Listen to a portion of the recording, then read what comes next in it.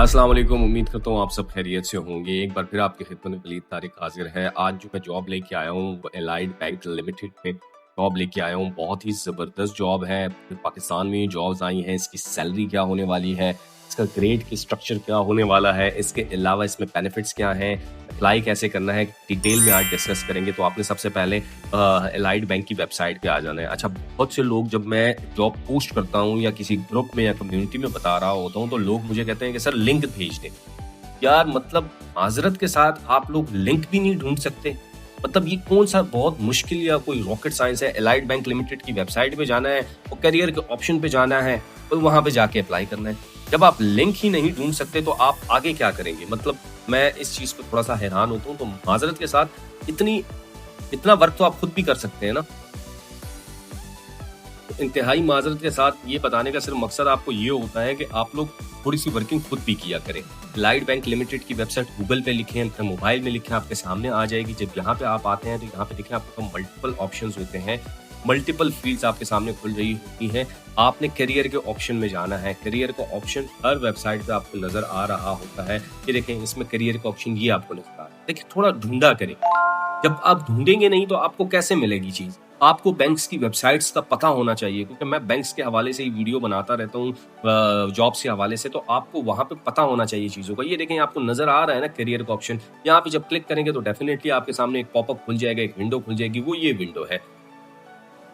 इस विंडो पे आप जाएंगे तो ये देखें आपके सामने नजर आ रहा है आपको टेलर बैच 2 2026। ये देखें जी, हम आज इस पे बात करने वाले हैं। टेलर की ये जॉब्स आई हुई हैं, कैसे इसमें अप्लाई करना है, कौन कौन एलिजिबल है, इस सब पे आज हमने डिटेल से डिस्कशन करनी है। तो सबसे पहले आपने आ जाना है एलिजिबिलिटी क्राइटेरिया। इसमें मिनिमम बैचलर की डिग्री मांगी गई है तमाम डिपार्टमेंट्स में जिसमें आपने ग्रेजुएशन की हुई है। 14 ईयर्स ऑफ एजुकेशन है आपकी, आप इसमें अप्लाई कर सकते हैं। CGPA है अगर आपका तो 2.5 होना चाहिए। अगर डिवीजन है आपका तो सेकंड डिवीजन होना चाहिए। और अगर परसेंटेज है तो 45% एटलीस्ट होनी चाहिए ग्रेजुएशन की डिग्री में। इससे कम क्राइटेरिया पे आप अप्लाई नहीं कर सकते। एज आपकी जो है तो वो 27 साल से ज्यादा नहीं होनी चाहिए 31 जुलाई 2026 तक। इससे ज्यादा होगी तो आप एलिजिबल नहीं होंगे। लास्ट डेट इसकी है 19 जुलाई 2026। ठीक है, तो आपने 19 जुलाई से पहले अप्लाई करना है, ना कि लास्ट डेट का वेट करना है। बहुत से लोग होते हैं सर इसकी लास्ट डेट क्या है। तो भाई लास्ट डेट का वेट क्यों करना है आपने, आप अप्लाई करें ना। लास्ट डेट के लिए बैठना जरूरी है क्या। मतलब देखो, बिजली का बिल थोड़ी है कि आखिरी दिन में पैसे आ जाएंगे तो चलो यार अप्लाई कर लेंगे, बिल पे कर देंगे। नहीं ना, आपने अप्लाई करना है सिंपली। अच्छा, एलाइड बैंक में अप्लाई का प्रोसेस थोड़ा सा मुश्किल है। इन लोगों ने बहुत डिटेल में अपना फॉर्म बनाया हुआ है।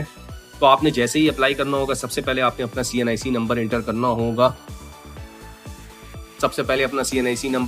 होगा। CNIC इंटर करेंगे तो उस बेस पे आपका ये फॉर्म खुल जाएगा। यहाँ पे आपने name, middle name, father name, अच्छा जिसके साथ ये स्टैटिक आ रहा है इस पे सिर्फ क्लिक करें, इस पे आप फिल करें, अदरवाइज और चीजों को ना छेड़ें।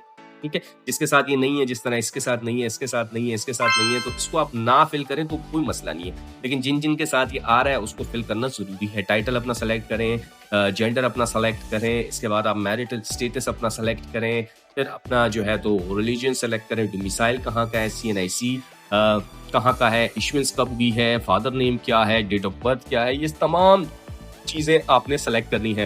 प्रेफर्ड सिटी जो भी आपकी सिटी है, कराची, लाहौर, पेशावर, इस्लामाबाद, आपने अपनी 3 सिटीज़ सेलेक्ट कर लेनी है कि आप मुझे यहाँ प्रेफरेंस है। यहाँ पे आपने अपनी CV अपलोड करनी है और यहाँ पे अपनी इमेज अपलोड करनी है। ये सब चीज़ें मैंडेटरी आपने करनी है। फैमिली डिटेल्स देनी है, नेम क्या है आपका भाई का, ये देखें वालिद।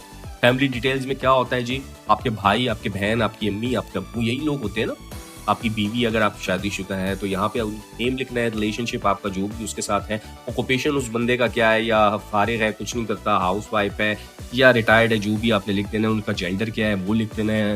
मैरिटल स्टेटस उस बंदे का या बंदी का क्या है वो लिख देना है। डिपेंडेंट आप पे है या आप उन पे डिपेंडेंट हैं। डिपेंडेंट का मतलब ये होता है कि आप उसको रख रहे हैं या नहीं रख रहे हैं। तो ये डिपेंडेंट अगर है तो आप पे यस कर दें, अगर आप पे नहीं है तो नो कर दें। उसकी डेट ऑफ बर्थ क्या है छोड़ दें, ये ना लिखें। जॉइंट फैमिली है आपकी या इंडिपेंडेंट रहते हैं, ये लिख दें। रेजिडेंट टाइप आपकी ओन्ड है या फिर जो है तो पार्टनरशिप है किसी के साथ या रेंटेड है, वो लिख दें। एजुकेशन उस बंदे की क्या है या बंदी की क्या है। मंथली इनकम को आप छोड़ दें। इसको ऐड करते जाएंगे तो डिटेल्स आती रहेगी मजीद। ट्रेनिंग और सेमिनार्स आपने अगर कोई अटेंड किया है तो उसकी डिटेल यहाँ पे कर दें। मजीद ऐड करने के लिए यहाँ पे क्लिक करें। आपका कोई रिलेटिव एलाइड बैंक में है यस करके उसकी डिटेल दें, और अगर नहीं है तो इसको नो ही करें। स्किल्स आपकी क्या है, यहाँ पे स्किल्स बिगिनर है, इंटरमीडिएट है, एडवांस है, इस तरह करके स्किल्स अपनी ऐड कर दें। एजुकेशन आपकी क्या है, मैं इस चीज़ के बड़ा खिलाफ हूँ। सिंपल फॉर्म होना चाहिए, क्योंकि सीवी में ये सारी डिटेल होती है, लेकिन मसला क्या है, बैक एंड पे सिस्टमैटिक शॉर्टलिस्टिंग होती है, सिस्टम बेस्ड शॉर्टलिस्टिंग होती है, तो ये क्राइटेरिया जब उधर फिल होके ये चीज़ें वहाँ पे जाती हैं तो वो फिल्टर लगा के उनके पास डिटेल आ जाती है, वो फिल्टर लगा के उसको चेक कर लेते हैं।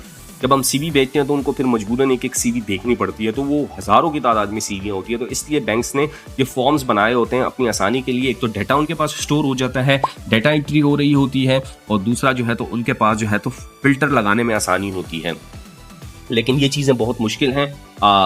मेरा ख्याल है कि बैंक्स को इन चीज़ों को देखना चाहिए कि एक सीवी बनी हुई है तो ऐसा मैकेनिज्म बनाए कि सीवी से सारा डाटा उठ के आपके पास एक सिस्टम में आना चाहिए, और वहाँ से आप फिल्टर लगा के उसको शॉर्टलिस्ट करें, बजाय इसके कि इतना मुश्किल और इतना बड़ा फॉर्म बनाया होता है।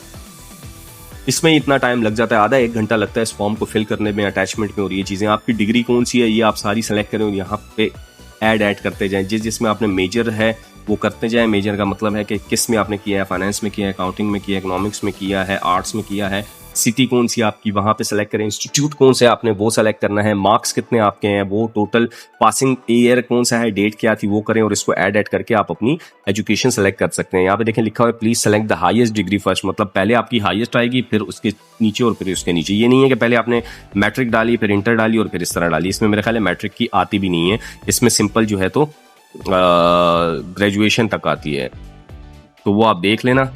ये देखें ग्रेजुएशन तक की आती है, तो वो आप देख लेना। जो भी आपकी एक्सपीरियंस अगर आपका कोई है तो यस करके उसकी डिटेल डालें, और अगर नो है तो उसको नो करें और इसको फिर आखिर में सबमिट कर दीजिएगा। तो ये पूरा प्रोसेस था टेलर के लिए।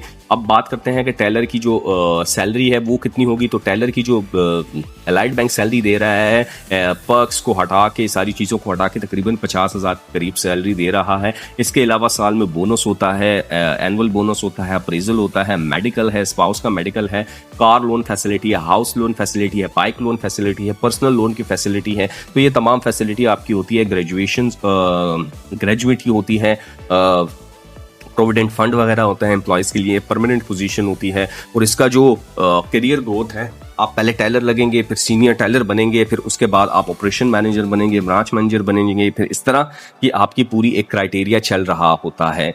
तो आई होप सो कि ये वीडियो आपको पसंद आई होगी। चैनल को लाइक करें, सब्सक्राइब करें और कमेंट्स ज़रूर करके बताया करें। इसके अलावा जो है तो मैंने बैंकिंग पे एक बहुत ज़बरदस्त कोर्स बनाया हुआ है। अगर कोई इस पर इनरोल्ड होना चाहता है तो मैं डिस्क्रिप्शन में लिंक दिया हुआ है, उस पर आप क्लिक करके मुझे ज्वाइन कर सकते हैं। व्हाट्सएप पे मेरे साथ रब्ता कर सकते हैं।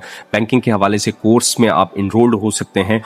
वो कोर्स का आपको सर्टिफिकेट भी दिया जाएगा और वो आपकी रहनुमाई करेगा बैंकिंग ग्रोथ में, बैंकिंग की जॉब के हवाले से। तो इस तरह की वीडियो के लिए मेरे साथ जुड़े रहें। अपना बहुत सारा ख्याल रखें। शुक्रिया।